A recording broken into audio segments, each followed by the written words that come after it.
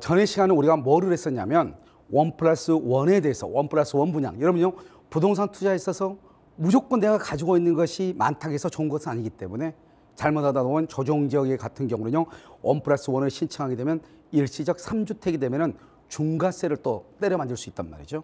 이런 경우는 더 큰 손해가 될 수 있겠죠. 자, 그런 것들을 여러분들을 조심하라고 했었는데요.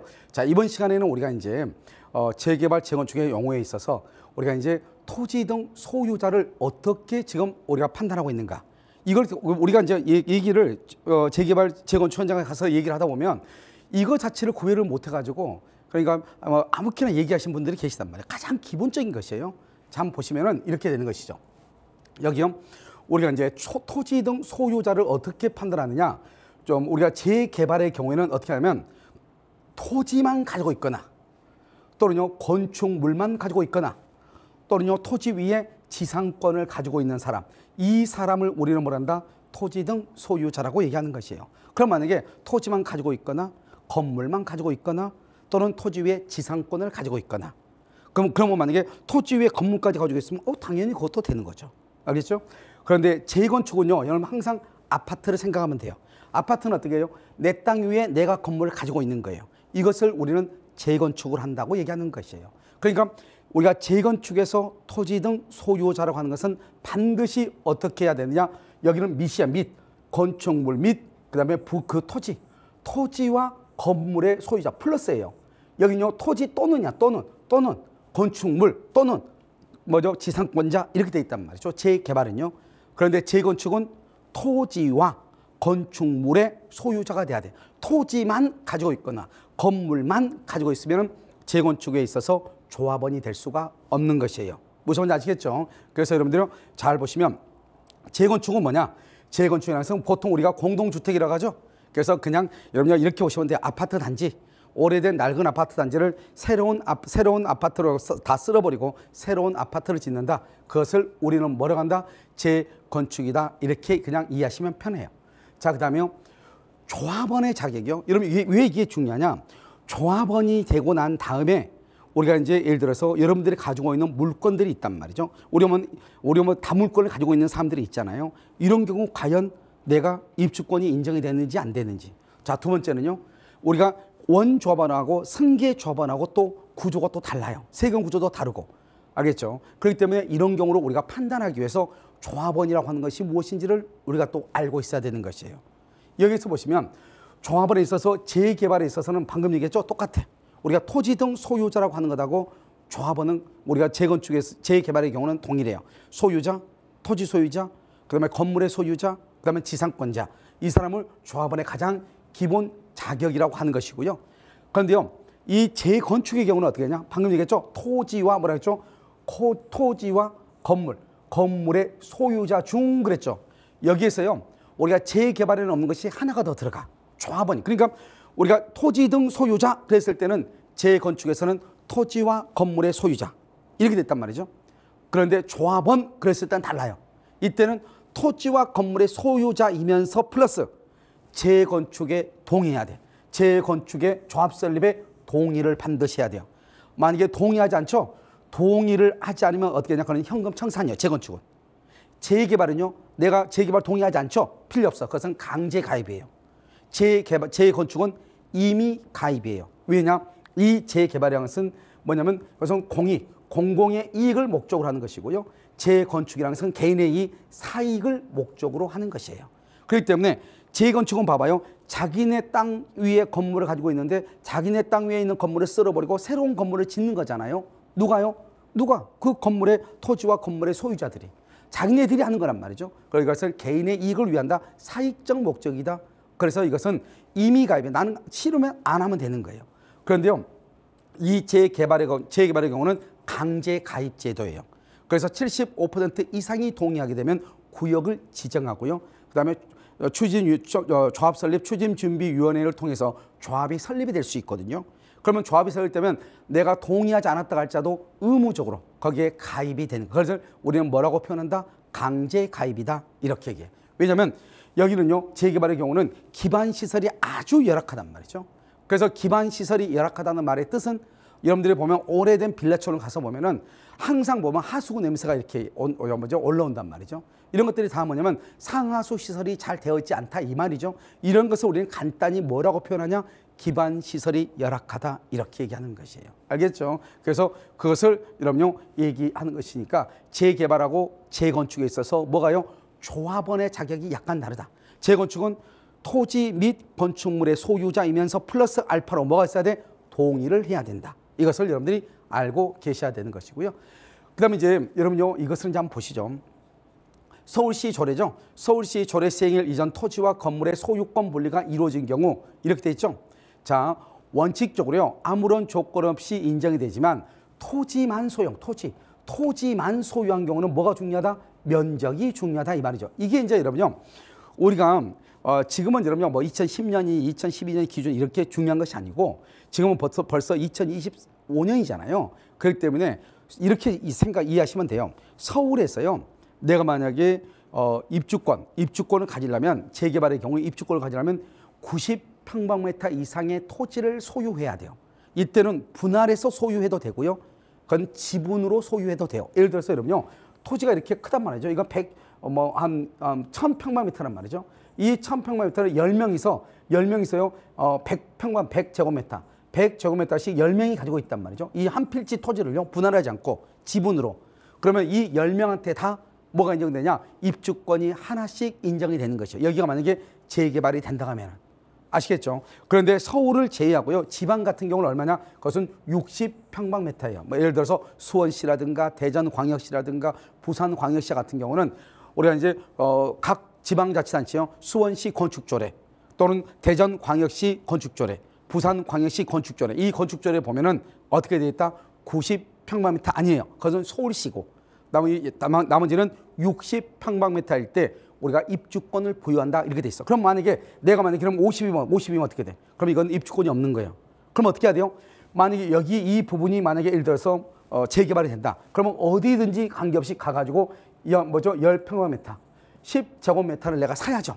그래가지고 서울 같은 데는 50이면은 40을 사야 되고 예를 들어서 수원이라든가 부산이라든가 대전 같은 경우는 10평방미터를 다시 내가 사야죠. 그래서 일단 얼마를 만들어야 돼? 60을 만들고 90을 만들어야 뭐가 나온다? 입주권이 나온다 이란 말이에요. 아시겠죠? 이것을 여러분들이 알면서 이걸 사야 되는데 어떤 분들은 아무 생각하지 않고요. 이걸 무작정 사는 분들이 있단 말이죠. 그렇기 때문에 여러분들 나중에 현금 청산되면 너무나 큰 손해가 되는 것이에요. 아시겠죠? 그래서 여러분요 서울시 기준으로 얼마를요 90평방미터 이상을 보유해야 된다 이렇게 돼 있죠. 물론 이제 여기는요 지금 서울시에 대해서 해놨는데요 2010년 7월 30일 이전에 구역이 지정된 경우 그러면요 그런데 지금도 만약에 여기가 재개발이 안 됐다 그러면 구역 해제가 이미 됐을 거예요. 그러니까 이것은 서울시에는 해당하니까 너무 여러분요 신경 쓰지 마시고 어떻게 보는 것이냐 여러분 왜 지금 이걸 얘기하느냐 각종 블로그라든가 뭐 이런 데 보면은 막 두서없이 글을 많이 써놨단 말이죠. 그래서 그런 것은 중요하지 않고요. 서울시는 토지의 경우 입주권이 나오려면 기본적으로 90평방미터가 돼야 된다. 알겠죠? 반드시 분할되지 않고 지분 형태로 소유해야 된다. 여기 100-1번지에 30이고 그다음에 200-1번지에 30이고 300-1번지에 30이다. 그러면 합하면 얼마가 되죠? 같은 사업부지 안에 들어있으면 합해서 90평방미터이면은 입주권이 부여가 되는 것이고 그다음에 서울시를 제외한 기타 지역에서는 60평방미터이면은 입주권이 부여된다. 이렇게 이해하시면 될 거예요. 그다음에 여기서 이제 얘기하려고 하는 것은 이번 시간에 중요한 것은 바로 여러분요 흔히 말하는 뚜껑 매물이에요. 그래서 여러분요 이 뚜껑 매물이라는 것은 왜 중요하냐면 서울시 같은 경우는요 뭐가 있냐면 86년 1월 24일 이전에 무허가 건축물, 시유지 위에 있는 그런 무허가 건축물의 경우는 무허가 건축물 대장이라고 하는 것이 만들어져 있는데요. 다른 지방 같은 경우는 거의 무허가 건축물 대장이라는 것이 없단 말이죠. 그러면 우리가 만약에 재개발이나 재건축이 됐을 때는 이것이 무허가 건축물, 즉 89년 1월 24일 이전에 무허가 건축물인지 아닌지 이게 인정이 돼야 된단 말이죠. 그런데 특히 또 서울시 같은 경우는요. 81년을 또 기준으로 한다. 81년을. 그 다음에 또 서울시에도 만약에 각각의 재개발이나 재건축이나 이런 구역 지정을 하는 데마다 정관으로 89년 1월 24일 이전에 무허가 건물일 경우는 입주권을 부여한다고 정관에 별도로 또 기재할 수도 있단 말이죠. 알겠죠? 그러니까 이런 뚜껑 매물, 그럼 무허가 건축물인 경우, 이 무허가 건축물의 가장 큰 특징이 뭐예요? 뭐가 없다는 거예요? 토지에 대한 권리가 없다는 거잖아요. 건물만 가지고 있죠. 그러니까 재건축은 반드시 조합원이라든가 토지 등 소유자가 되려면 뭐가 있어야 된다고 그랬죠? 토지와 건물의 소유자가 동일해야 된단 말이죠. 그런데 재개발의 경우는 토지만 소유하고 있거나 건물만 소유하고 있거나 지상권이 있으면은 입주권이 부여된다 이렇게 얘기했단 말이죠. 그렇기 때문에 여러분요, 이 뚜껑 매물일 경우 우리가 이제 재개발의 경우 입주권을 받을 수 있는가? 재건축은 해당되지 않겠죠. 논리적으로요. 그럼 먼저 무허가 건축물을 매물이 있으면은 무허가 건축물 확인서를 발급받아야 돼요. 근데 이 확인서라고 하는 것은 서울시에서는 가능하지만 다른 지방에서는요 거의 무허가 건축물 대장 자체가 없기 때문에 확인서를 발급받기가 쉽지 않을 거예요. 그 다음에요, 이제 변상금 납부했느냐? 왜? 남의 토지 위에 지금 건물이 있는 거잖아요. 그 다음에요, 매매계약을 체결하고 명의 변경을 해야 돼. 만약에 여기서 확인서 발급이 되면 서울시 같은 경우는 89년 1월 24일 이전에 무허가 건축물에 대해서는 건축물 대장이 있으니까 그때는 뭐 한다? 이렇게 명의 변경이 가능하다 이 말이죠. 그 다음에요, 구청에 취득 신고하고 취득세를 납부하면 된다 이런 말이에요. 그래서 이제 이런 것들이 여러분요 아주 중요한 것이에요. 그래서 먼저 해당 지자체 주택과에 가가지고 무허가 건축물 확인원이라고 하는 것을 떼야 돼요. 그걸 발급받아야 된다 이 말이죠. 아시겠죠? 그럼 서울시 조례는 이게 문제예요. 81년 12월 31일 이전의 항공사진에 무허가 건축물이라고 하는 것이 나타나야 돼. 알겠죠? 그런데요, 다른 일반 지방 같은 경우 수원시라든가 대전광역시, 부산광역시 같은 경우는 거의 대부분이 다 언제를 기준으로 하는 것이냐? 그것은 86년 1월 24일 이전에요 항공사진에 나타나면 된다 이 말이죠. 아시겠죠? 이게 이제 큰 차이가 있는 것이고, 그래서 다른 지역은요 무허가 건축물 인정 기준을 89년 1월 24일로 봐. 그런데 서울시에는요 81년 12월 31일로 보는데, 서울시의 경우에도 어디냐면 SH공사가 지금 그 도시개발 사업을 하고 있죠. 개포동 구룡마을의 경우 이때는 언제를 기준으로 했냐? 89년 1월 24일 이전에 무허가 건축물에 대해서는 입주권을 부여한다고 했단 말이죠. 그러니까 각각 케이스마다 다르기 때문에 그것을 잘 여러분들이 보셔야 된다. 그 다음에요, 남의 건물이죠. 무허가 건축물은 남의 토지 위에 건물이 있는 거잖아요. 그래서 남의 토지 위에 건물이 있기 때문에 여러분 어떻게 해야 돼요? 변상금을 지급해야 돼요. 이 변상금을 뭐죠? 남의 토지를 점유해서 사용하는 것을 사용료라고 하는 것이죠. 그런 것들을 지급해야 되고 이런 것들이 이제 여러분이 있어야 된다 이런 말이죠. 자, 그 다음에 이제 또 여기서 이제 보시면 무허가 건축물은 취득할 때는요 주택법상 주택으로 인정되지 않아요. 알겠죠? 그러니까 주택법상 주택으로 인정되지 않기 때문에 무허가 주택이 3개가 있다고 해서 1세대 3주택이다 이런 것이 안 된단 말이죠. 단지 이것도 물건을 돈을 주고 샀잖아요. 샀으니까 뭐는다? 세금, 취득세는 하지만 이것은 우리가 이제 중과세라든가 이런 것에는 해당되지 않고, 그 다음에 이제 주택 공급에 관한 규칙에서는 뭐를 기준으로 하죠? 그것은 등기를 기준으로 해요. 그래서 등기부상에 이 사람이 건물의 소유자로 등기되어 있느냐 있지 않느냐 이걸 기준으로 해서 어떤 주택이 소유하고 있느냐 아니냐를 따진단 말이죠. 그런데 무허가 건축물 대장에는 등재가 되어 있을지 몰라도 등기부에는 등기가 되어 있지 않단 말이죠. 그래서 여러분요 무주택자로서 우선 분양 대상자의 혜택을 받을 수 있어요. 그래서 저는 보면은 우리가 이제 아무런 생애 첫 대출이라든가 주택을 우리가 분양받으면 생애 첫 대출이라든가 이런 것들이 있죠. 또 무주택자 우선 혜택이라든가 특별 혜택 이런 거에 대해서도 혜택을 받을 수 있다 이런 말이에요. 이게 이제 큰 차이가 되고요. 그 다음에 이제 문제는 뭐냐면 양도소득세에서 우리가 물건을 샀잖아요. 샀으니까 취득이죠. 나중에 팔면 우리가 아까 뭐라고 그랬죠? 명의 변경 신청한다고 그랬죠? 여기 무허가 건축물 확인서를 발급받아서 명의 변경을 하는 거잖아요. 그런데 여기서 맨 처음에 샀을 때 내가 1억에 샀는데 나중에 명의 변경했다 하는 것은 처분했다 이 말이잖아요. 처분했을 때는 2억에 처분했다. 그러면 차액이 얼마다? 2억이다. 이렇게 되는 거잖아요. 그래서 이런 경우에는 양도세가 해당될 수가 있다. 아시겠죠? 그것을 여러분들이 알고 있어야 되고요. 무허가 건축물이 영업용으로 사용되고 있다면 사업자 등록을 해야 돼. 그래서 여러분요, 만약에 여러분들이 이제 도시개발이라든가 또는 재개발의 경우요, 무허가 건축물의 경우는 주택은 입주권을 부여되죠. 그다음에 상가의 경우도 상가를 분양받을 수 있단 말이죠. 그런데 중요한 것은 뭐가 있어야 돼요? 사업자 등록이 되어 있어야 돼. 그런데 대부분의 경우 무허가 건축물의 경우 사업자 등록을 잘 안 해준단 말이죠. 그래서 여러분들 이런 것들을 여러분들이 면밀하게 따져봐야 돼. 알겠죠? 그래야지 사업자 등록을 해야 뭐다? 상가 분양권을 받을 수 있다. 이렇게 되고요.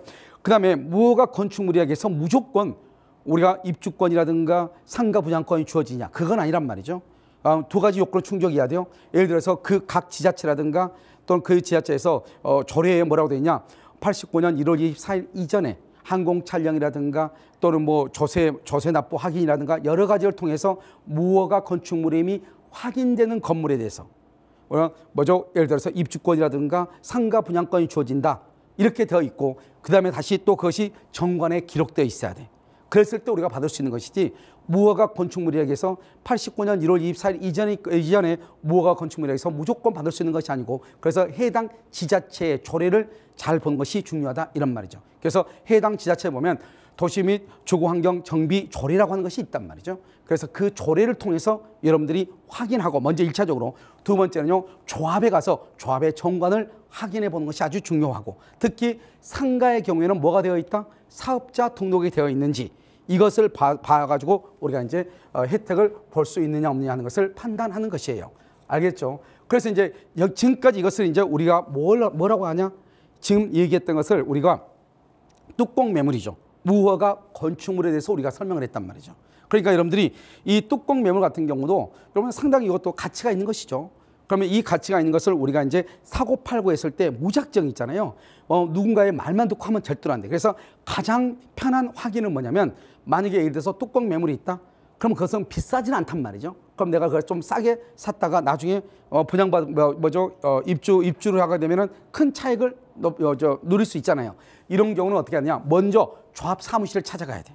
조합 사무실을 찾아가 가지고 몇 번지에 있는 그 무허가 건축물이 여기 이 조합에서 재개발하는 조합에서 여기서 입주권이 부여되는지 그걸 먼저 확인하는 것이 가장 중요해요. 그걸 먼저 확인하고 난 다음에 거기에서 입주권이 부여된다. 그렇게 했을 때 이제 여러분요 아까 내가 방금 앞에서요 어떤 과정을 통해 가지고 명의를 변경해야 된다고 했죠. 그러니까지 명의를 변경하고 취득세를 납부하고 이렇게 하면 된단 말이죠. 무슨 말인지 알겠죠? 그래서 뚜껑 매물은 무조건 매입하면 안 된다. 반드시 어디로 가라? 조합 사무실에 가서 확인한다. 가장 첫 번째 아시겠죠? 자, 그다음에 이제 이런 우리가 이제 이 입주권이란 말하고 그다음에 분양권이란 말하고는 전혀 다르죠. 이런 분양권은 뭐예요? 이런 청약 통장을 가지고 있어야 되겠죠. 그 청약 통장을 가지고 있고 그래서 청약에 당첨이 됐을 때 가지는 권리이죠. 그래서 예전에는 이 분양권은 단순한 권리에 불과하기 때문에 주택수에 포함하지 않았단 말이죠. 그런데 2021년부터는요. 어떻게 했다 이후부터는 분양권도 주택수에 포함을 해요. 그렇기 때문에 여러분요. 지금도 옛날에 어떤 사고에 젖어 있는 분들이 있단 말이죠. 그러시면 절대로 안 되고 이 분양권도 어디에 해당한다? 주택수에 포함한다. 이것을 정확하게 인지를 하고 계셔야 돼요. 아시겠죠? 그러면 입주권의 경우는요. 입주권은 여러분 뭐라고 그랬어요? 내가 이제 토지 위에 내가 건물을 가지고 있단 말이죠. 그런데 나중에 이 재개발이 시행이 돼서 이주를 하고요. 그다음에 철거를 하고 그다음에 이게 새로운 건물을 올릴 거 아니에요. 그랬을 때 이 건물이 철거됐단 말이에요. 그걸 우리는 뭐라고 한다? 용어로 멸실이 됐다고 그래요. 건물이 멸실되면 여기에 대해서 우리가 뭐를 주냐? 입주권이라고 하는 것을 주는 거예요. 그러니까 그럼 여기 보면 재개발, 재건축을 해서 집을 잃게 된 조합원이 아시겠죠? 집을 잃어? 그럼 집을 잃어버리면 어떻게 돼요? 안 되잖아요. 그럼 나중에 이 사람들이 뭐라냐? 우리가 새로이 건물을 신축하고 당신이 이 건물에 들어갈 수 있는 권리를 줄게. 이걸 우리는 뭐란다? 입주권이라고 하고 나중에 이제 관리처분 인가를 받을 때 뭐란다? 분양을 받는 조합원 분양을요. 아시겠죠? 그래서 새로운 집에 입주할 수 있는 권리 이것을 뭐란다? 입주권이다 이렇게 얘기하죠. 그러니까 분양권과 입주권은 처음부터 논리가 다른 것이죠. 알겠죠? 그다음에요. 입주권의 전제 요건은 첫 번째. 그래서 여러분요. 맨 처음에 여기서 뭘 지금 잡고 얘기했냐 이걸 알아야 되기 때문에 우리가 토지 등 소유자라는 말하고 조합원이라고 하는 말하고 다르다고 그랬죠.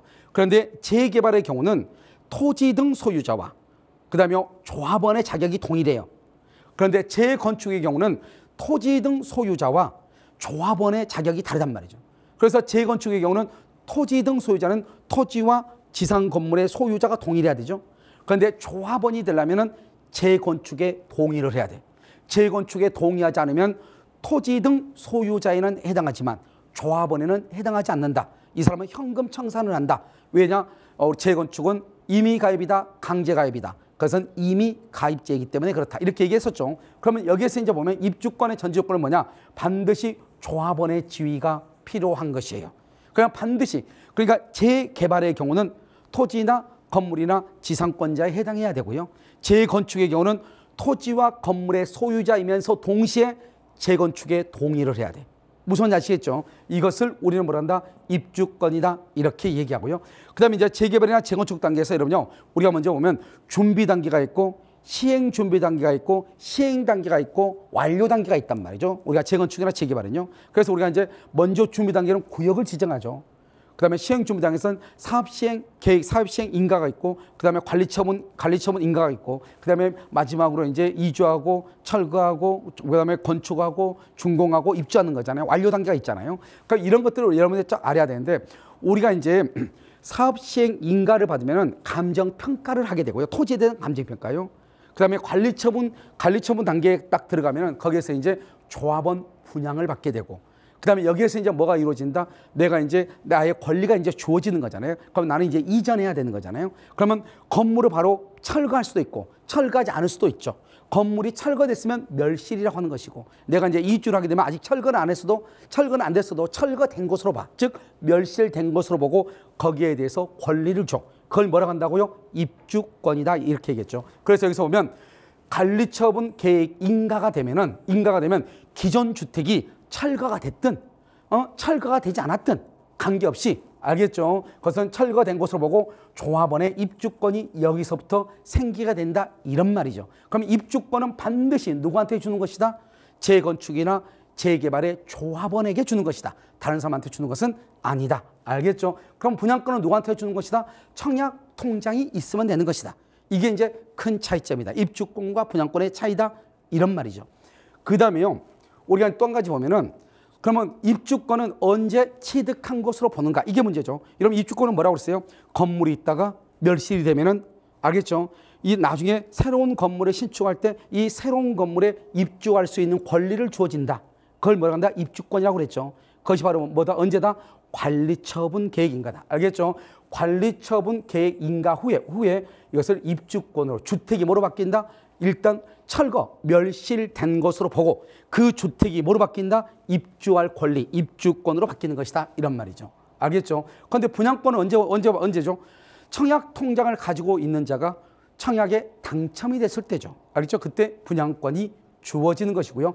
중요한 것은 입주권은 뭐에 해당한다고 그랬죠? 주택 수에 포함되니까, 왜냐하면 우리가 전 시간에 얘기했는데 1+1일 때 조심해야 된다, 이 말이죠.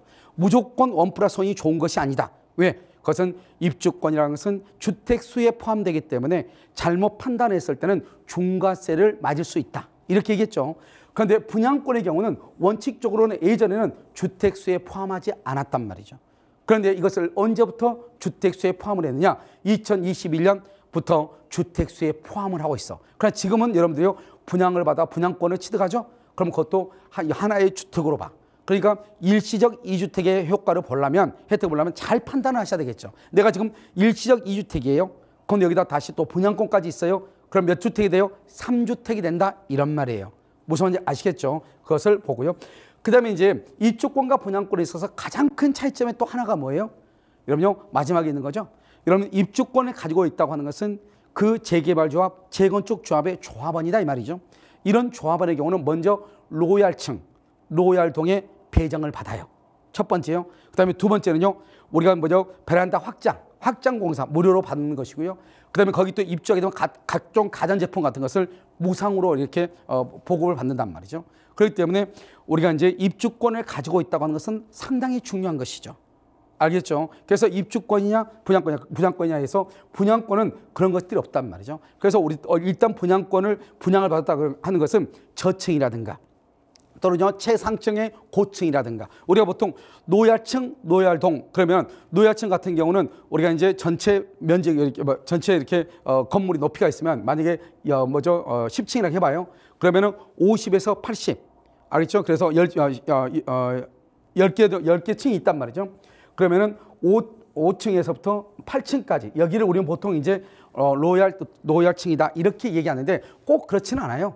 여러분 이 노후야층이라고 하는 것은 이제는 지금은 이제 삶이 방식이 바뀌어가지고 예전에는 그랬고 뭐 조망권도 중요하고 이렇게 했지만 지금은 거의 대부분 설계라든가 이런 것들이 아주 발달을 해가지고 이 건물의 배치를 막히지 않게끔 잘 배치한단 말이죠. 그렇기 때문에 거의 조망권 같은 것이나 조망권이라든가 일조권 같은 것은 거의 대부분 다 혜택을 받는단 말이죠. 그래서 요즘은 저층도 로얄 자기가 스스로요 저층 같은 경우도 로얄층으로 이렇게 선택하는 경우가 많단 말이죠. 하지만 전통적으로는 50에서 80% 여기까지를 우리는 보통 뭐로 보고 있다? 로얄층으로 보고 있다. 이 정도로 여러분들이 기본적으로 아시고, 왜냐하면 우리가 이제 이거는 것을 또 확인하려면 어디 가서 확인을 해야 되냐? 이러면 네이버 있죠. 네이버 부동산에 들어가면은 우리가 이제 그 아파트에 쭉 이래서 색깔을요 이렇게 쭉 옅고 위로 갈수록 이렇게 진하게 이렇게 해놨단 말이죠. 그래서 그때 봤을 때 가격을 보면 다 달라요. 거기에서 가격이 가장 높은 층을 딱 보면은 그것을 우리는 뭐로 본다? 로얄층으로 보고 있다. 이렇게. 그래서 여러분들이 우리가 이제 이런 입주권과 분양권이라는 것이 이러한 차이가 있고, 그 다음에 뚜껑 매물은 어떠한 것인가를 여러분들 알고, 그 다음에 1+1을 분양을 했을 때 과연 우리는 주택수에 포함되는 여부를 따져가지고 과연 어떻게 해서 내가 올바른 투자를 하고 그 부동산으로부터 어떠한 이익을 볼 것인가 하는 것을 여러분들이 잘 판단해야 되는 것이에요. 우선 아시겠죠? 또 다음 시간에는요 다른 테마를 가지고 우리가 부동산 투자에 있어서 질적 향상을 가져오는 그런 강의를 또 하도록 그렇게 하겠습니다.